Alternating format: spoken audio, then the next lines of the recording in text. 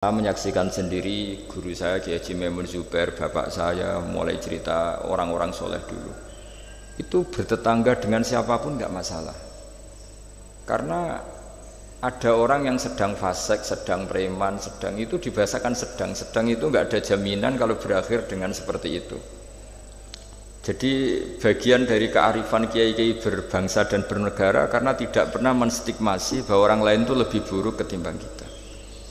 Sehingga ya kita nyaman saja, nyaman berteman siapa saja karena kita tidak pernah punya perasaan lebih baik. Nah di sini kenapa para kiai itu fleksibel berteman berbagai kelompok karena tidak pernah merasa lebih baik.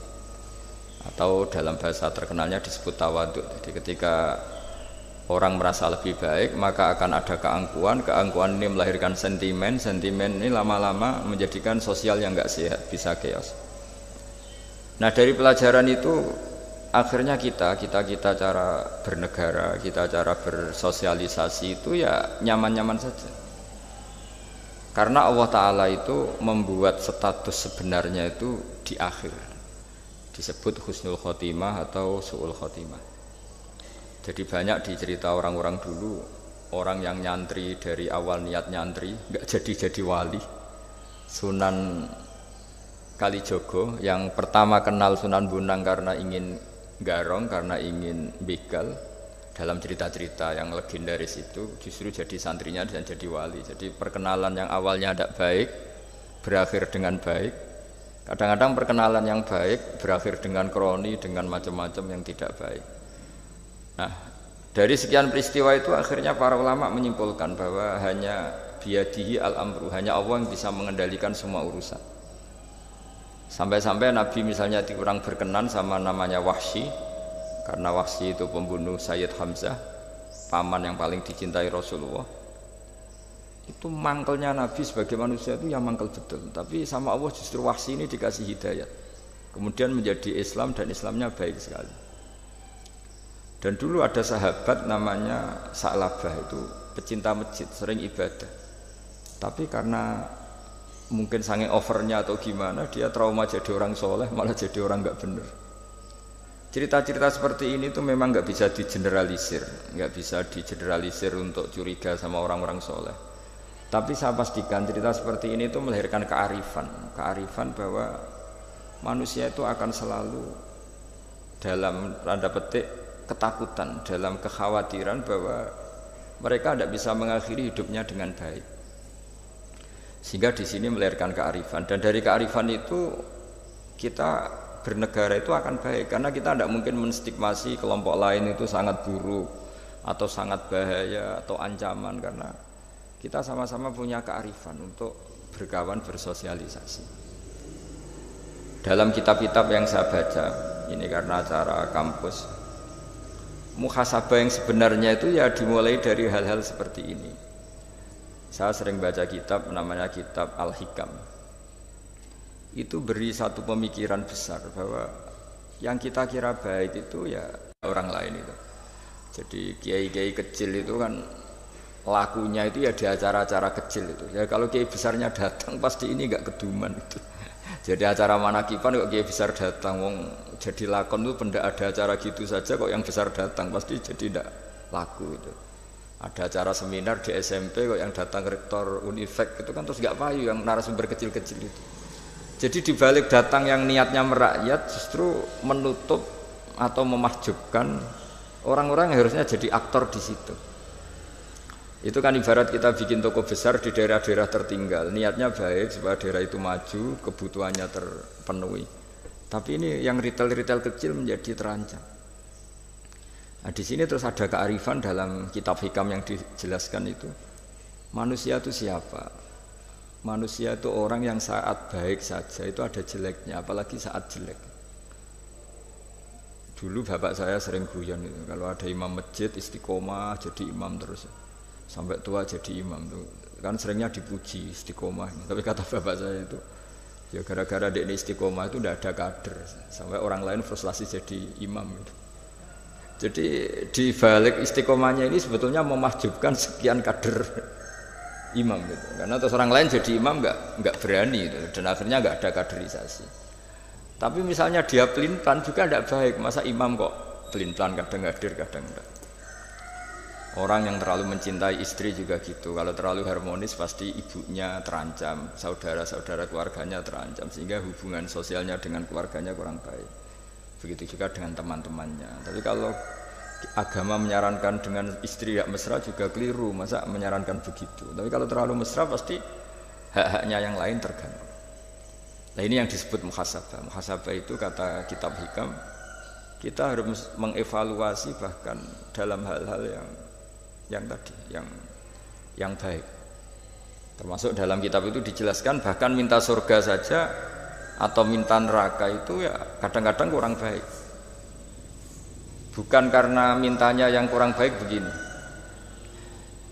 Orang soleh, ini cerita orang soleh.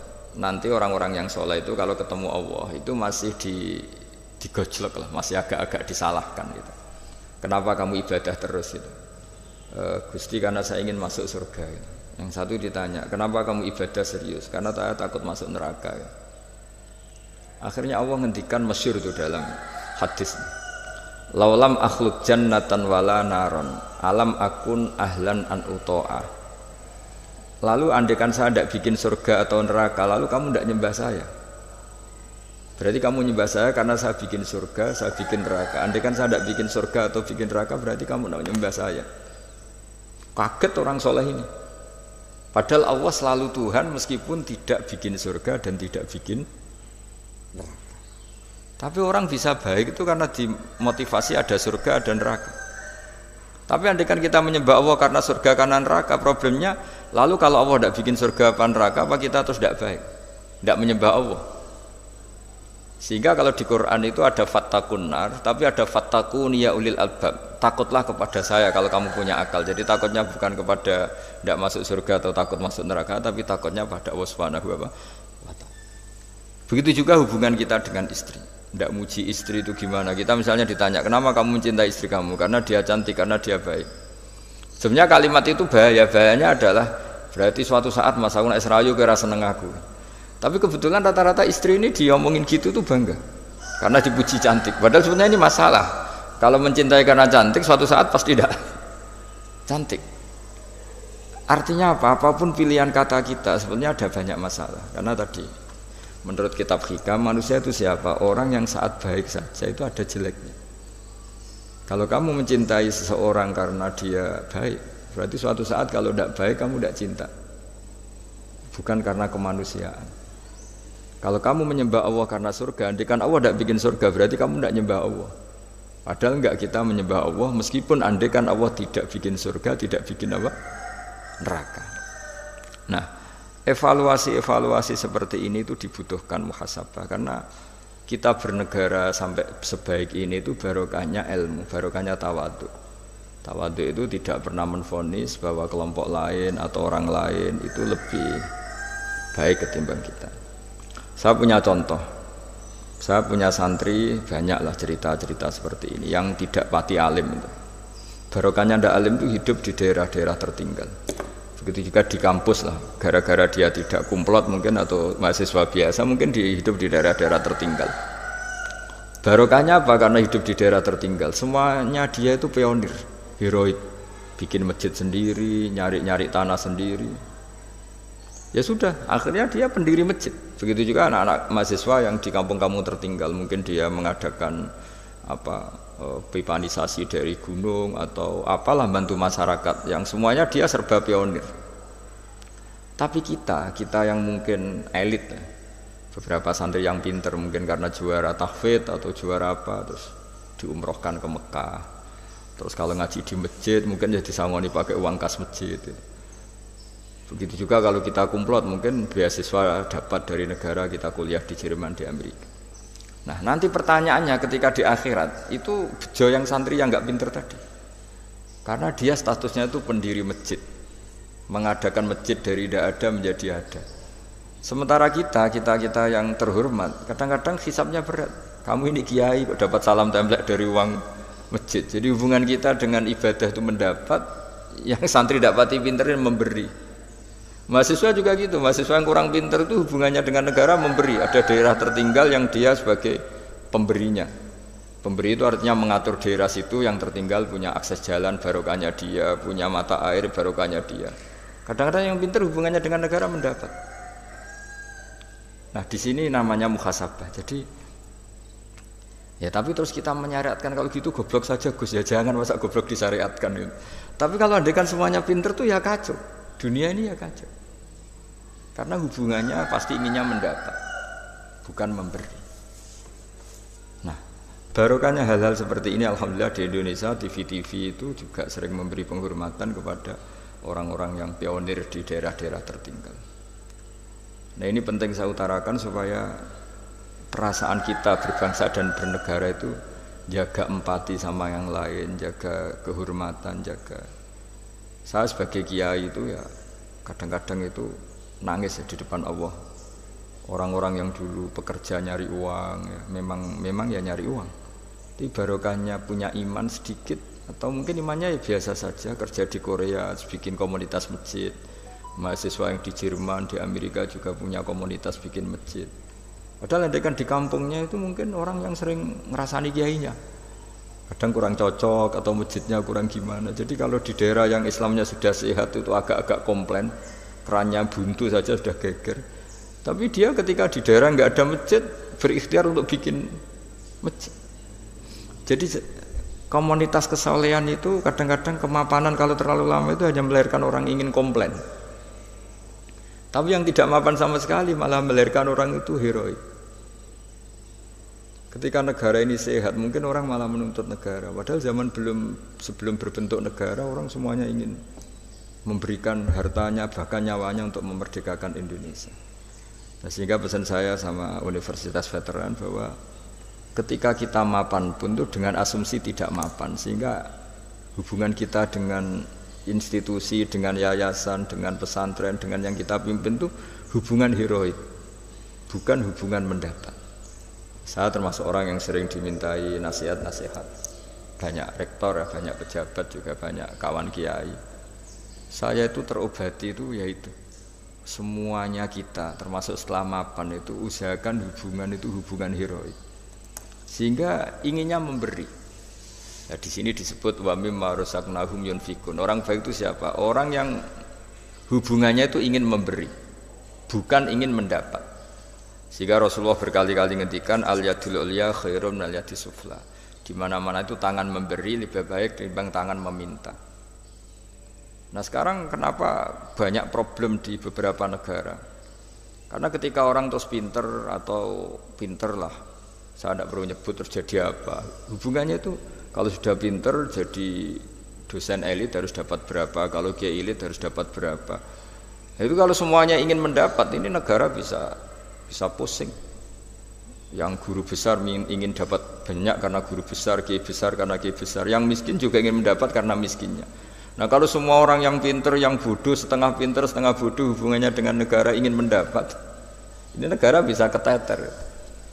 Tapi kalau hubungannya ingin memberi, atau kalaupun ingin mendapat ya sumbut lah, kalau orang Jawa sumbut dengan yang diberikan, itu insya Allah semuanya akan stabil. Jadi intinya agama ini menitik beratkan supaya hubungan kita dengan orang lain, dengan negara itu kalau bisa hubungannya itu ingin memberi, bukan ingin mendapat. Tapi kalau semuanya yang miskin merasa berhak mendapat karena miskinnya, yang guru besar karena guru besarnya, kiai besar karena kiai besarnya, semuanya menarik dirinya sendiri, ini akan kacau.